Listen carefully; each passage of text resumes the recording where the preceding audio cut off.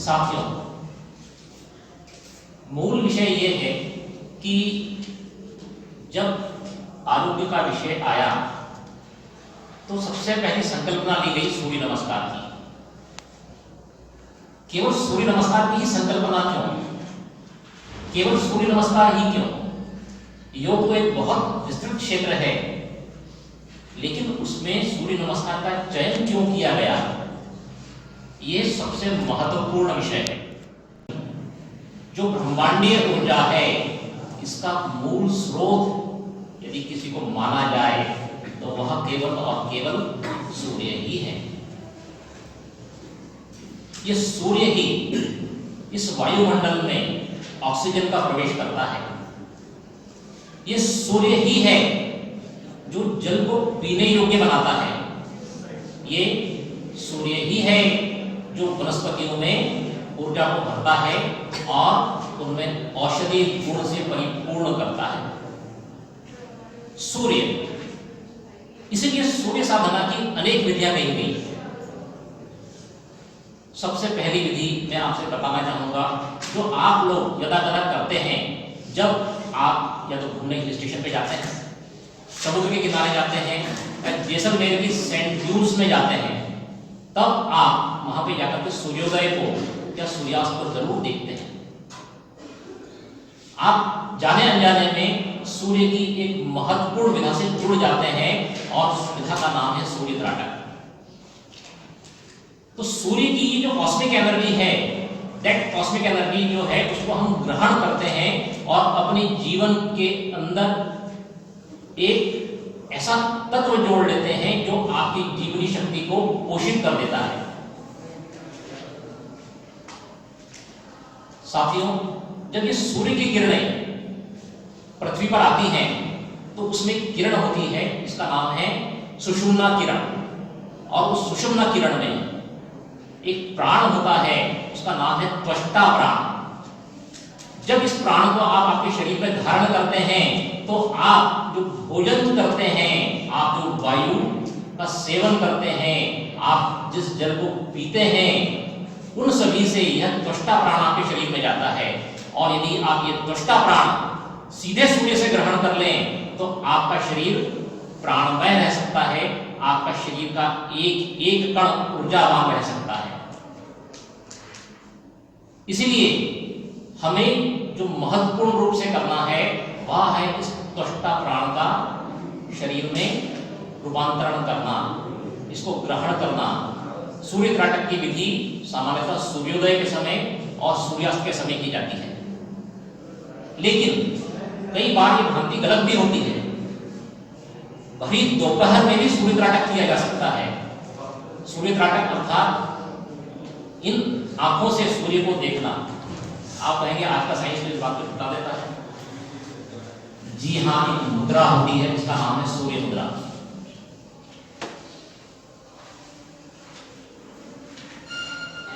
ये सूर्य मुद्रा है। यदि आप इससे सूर्य को देखते हैं तो दिन में you can see the sun to naked eyes. और मैं कई बार इसको देखता हूं, लेकिन इसकी निश्चित अवधि है, उस अवधि तक इसको देखना चाहिए। उससे अधिक देखने पर हमारे लेंस का कॉर्निया डैमेज हो सकता है।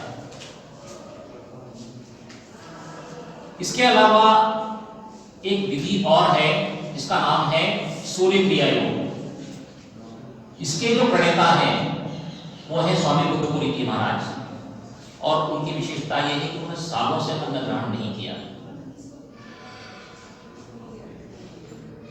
सूर्य क्रिया योग के जो दूसरे प्रणेता हैं वो है स्वामी सुरेंद्रपुरी जी। उन्होंने इंदौर में भी आकर इसकी शिक्षा प्रदान की है। तो सूर्य क्रिया योग में क्या होता है, या सूर्य से हमें क्या ग्रहण करना है और कैसे ग्रहण करना है, ये सबसे महत्वपूर्ण विषय है।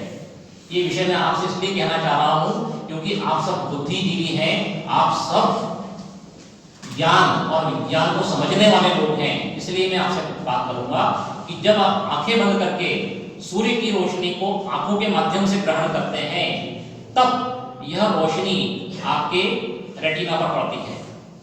रेटिना से के ठीक पीछे हाइपोथैलेमिक ट्रैक्ट होता है, जो यहां से निकल करके सीधे मस्तिष्क में जाता है, हाइपोथैलेमस तक जाता है, और हाइपोथैलेमस के ठीक पीछे ऑक्सीपिटल लोब होता है, वहां पर उसका इमेज फॉर्मेशन होता है।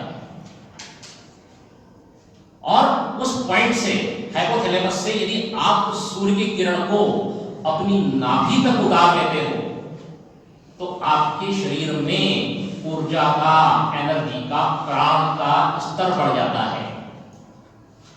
और जब एनर्जी लेवल बढ़ जाता है तो आप सदैव क्रियाशील रहते हो, शरीर में रोग नहीं आते, चाहे वो मधुमेह हो, चाहे वह बीपी हो, चाहे वह हृदय रोग हो। मस्तिष्क तो स्वस्थ रहता ही है, ऊर्जावान रहता ही है। डिप्रेशन जैसे रोग शरीर को छू नहीं सकते, कैंसर, ऑस्टियोपोरोसिस, मल्टीपल स्क्लेरोसिस जैसे कई सारे रोग इस शरीर के अंदर स्थान नहीं पा पाते। इसलिए इस सूर्य की महिमा अपरंपार है। गुरुबानी में बहुत अच्छी बात कही है, नाभि कमल महावेदी रचले, ब्रह्म ज्ञान उच्चारा, राम राय सब लह पायो, अस बड़भाग हमारा। ये जो नाभि कमल है, यदि आप इसमें अग्नि को प्रज्वलित कर लें, और अग्नि प्रज्वलित करने का माध्यम क्या है, सूर्य से जो आप ऊर्जा को ग्रहण कर रहे हैं, वह हाइपोथैलेमस से यदि आपकी नाभि में उतर जाए और आप उसको वहां पर अल्टीमेटली स्टोर कर लें, तो आपके शरीर के अंदर आप ब्रह्मत्व तक को प्राप्त कर सकते हैं। इसलिए जब कभी भी हम बात करते हैं तो सबसे पहले बात करते हैं सूर्य की। इसी को ध्यान में रख करके हमारी केंद्रीय सरकार और आयुष मंत्रालय ने यह निर्णय लिया कि हमारी पहली विधा जो रहेगी वह रहेगी सूर्य नमस्कार। यह एक दूसरी वैकल्पिक विधि है जो सूर्य की आराधना करने के लिए जानी जाती है। आप कहेंगे सर ये आपने दो विधियां पहले की बताई है, ये क्यों बताई है, सीधे सूर्य नमस्कार पर क्यों नहीं आए? ये इसलिए बताई है कि वो लोग जो सूर्य नमस्कार नहीं कर सकते, वह इन वैकल्पिक विधियों का प्रयोग करके अपने शरीर को सूर्य ऊर्जा से सराबोर कर सकते हैं। और इसके कई उदाहरण देखे गए हैं। यदि आप सूर्य की ऊर्जा को अपने शरीर में ग्रहण करते हैं तो नेत्रों पर चश्मा नहीं चढ़ता, यदि चढ़ा हुआ है तो उतर जाता है। कई सारे लोग ऐसे हैं, यदि पैरालिसिस वाला भी इसको करेगा तो वह भी ठीक हो जाता है। इतने चमत्कार हैं इस सूर्य ऊर्जा के। इसलिए जब कभी भी हम सूर्य नमस्कार करें तो सूर्य नमस्कार में जिन्हें स्थान दिया गया वह थे आसन। 12 आसनों का समूह है सूर्य नमस्कार। और इस सूर्य नमस्कार के अंदर हम हर आसन के उपरांत एक मंत्र का उच्चारण करते हैं, और उस मंत्र में एक अक्षर होता है जिसको कहा जाता है बीज मंत्र। हम यदि ओम राम मित्राय नमः कह रहे हैं तो इसके अंदर एक अक्षर छुपा हुआ है, Ram. Ram is known as beej मंत्र।